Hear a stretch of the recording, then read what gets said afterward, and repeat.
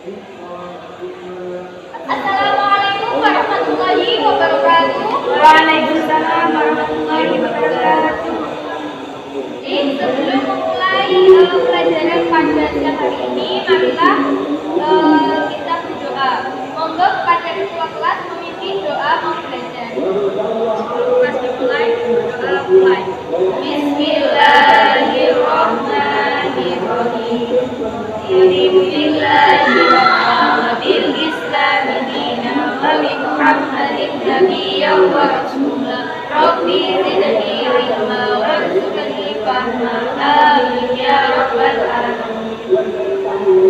Apa kabar anak-anak sekalian? Alhamdulillah, luar biasa. Allahu Akbar. Yes. Alhamdulillahirabbil alamin. Pada kesempatan kali ini kita bisa bertatap muka kembali ya anak-anak sekalian dalam keadaan sehat walafiat.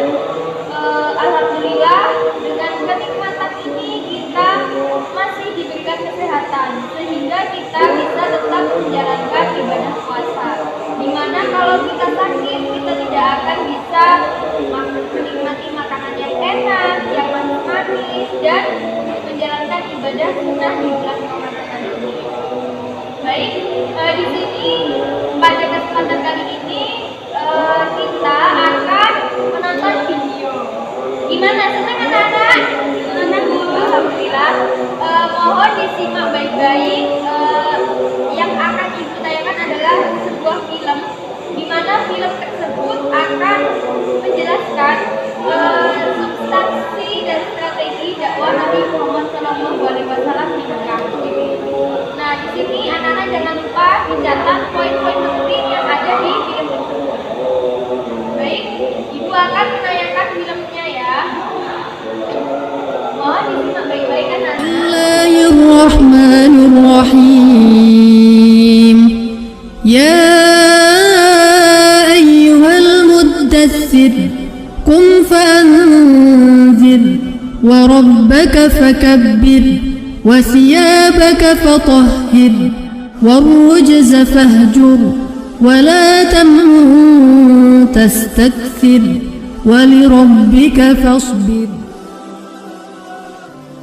Surah Al-Muddatsir berisi perintah Allah Subhanahu wa Ta'ala agar Nabi Muhammad SAW berdakwah menyiarkan ajaran Islam kepada umat manusia. Mulailah beliau berdakwah secara sembunyi-sembunyi berdasarkan Quran Surat Asy-Syu'ara ayat 214. Anzir 'ashiratakal aqrabin.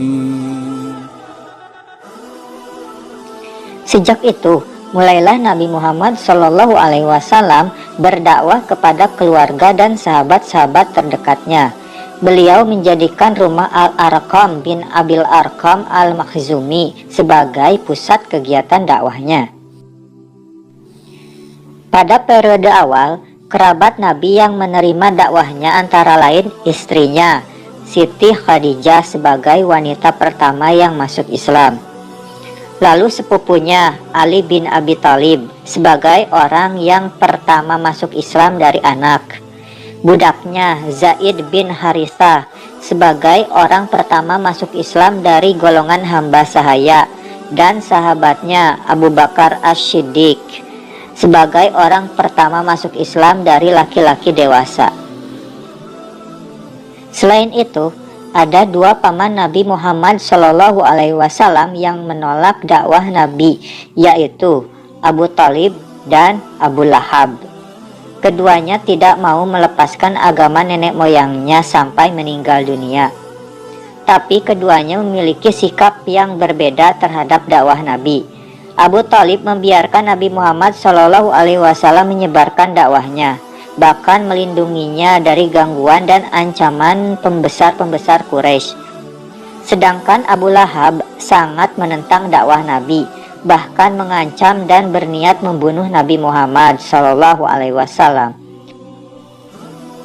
Allah Subhanahu wa Ta'ala mengabadikan cerita Abu Lahab di surat Al-Lahab.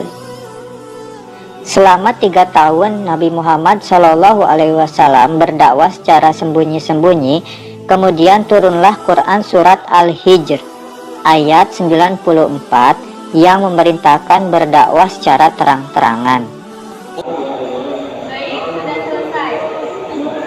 Di sini Ibu akan sedikit memberikan materi tentang materi pada siang hari ini. Yang pertama yaitu pada zaman dahulu, ketika Nabi Muhammad SAW sebelum hijrah ke Madinah, Nabi Muhammad SAW ini juga menyebarkan agama Islam di kota Mekah.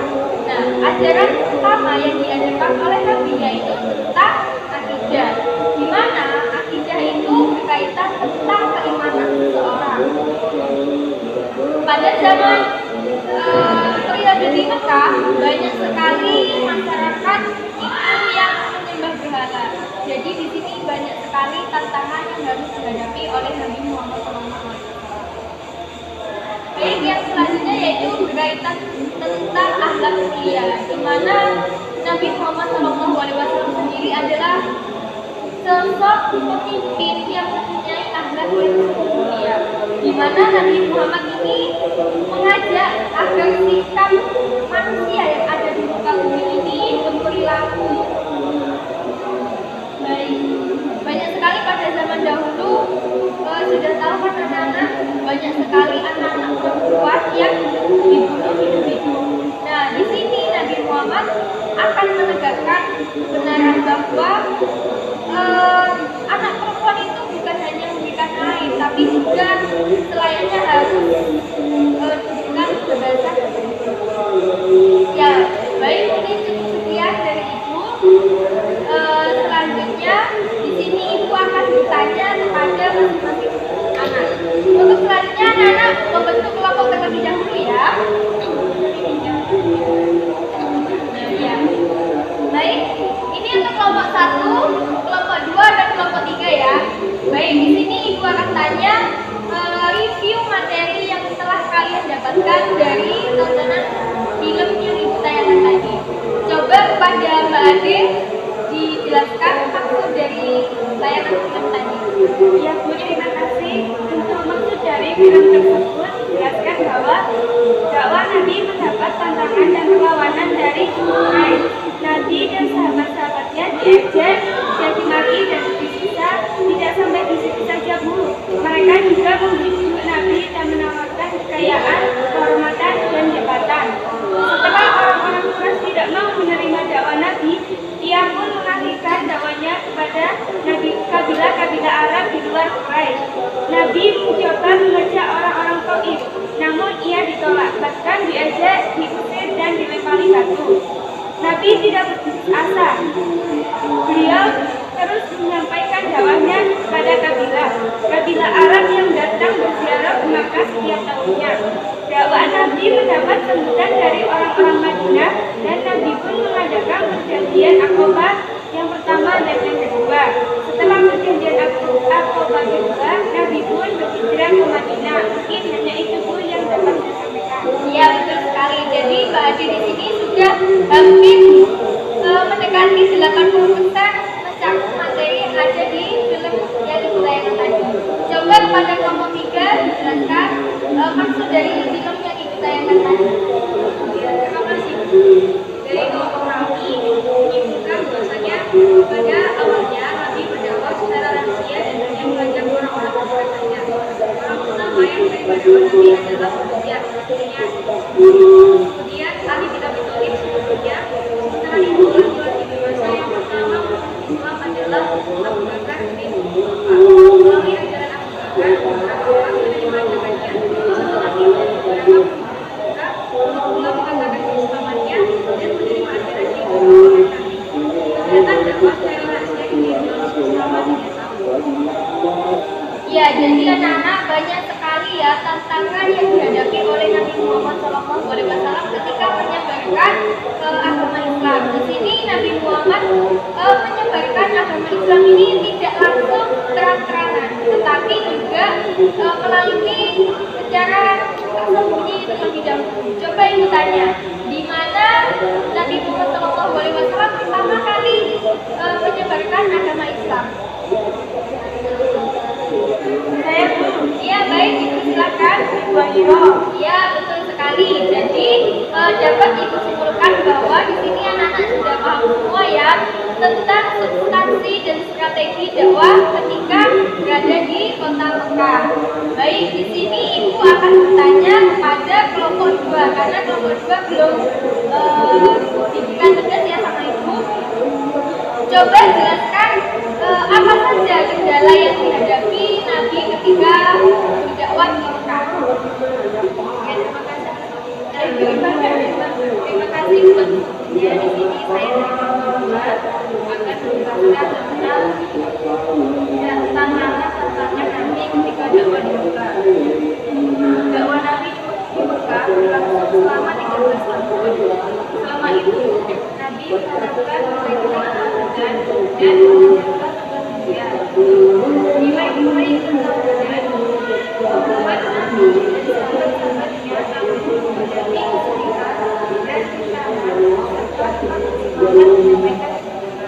Ya, benar sekali, alhamdulillah.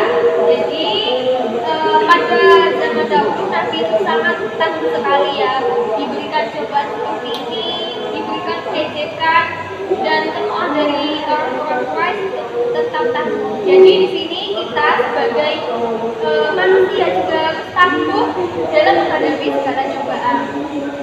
Baik, mungkin cukup sekian pada pertemuan kali ini. Ibu cukupkan sampai sini.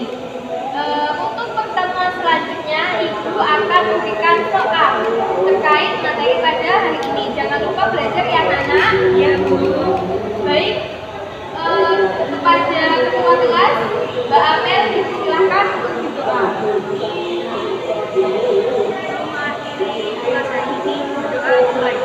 Bismillahirrahmanirrahim. Subhanallahumma wa bihamdika asyhadu an la ilaha illa anta astaghfiruka wa atubu ilaik. Walhamdulillahi rabbil alamin. Ya, itu sekian dari Ibu. Kurang lebihnya Ibu mohon maaf yang sebesar-besarnya. Wallahu muwaffiq ila aqwamit thoriq. Wassalamualaikum warahmatullahi wabarakatuh. Waalaikumsalam warahmatullahi wabarakatuh.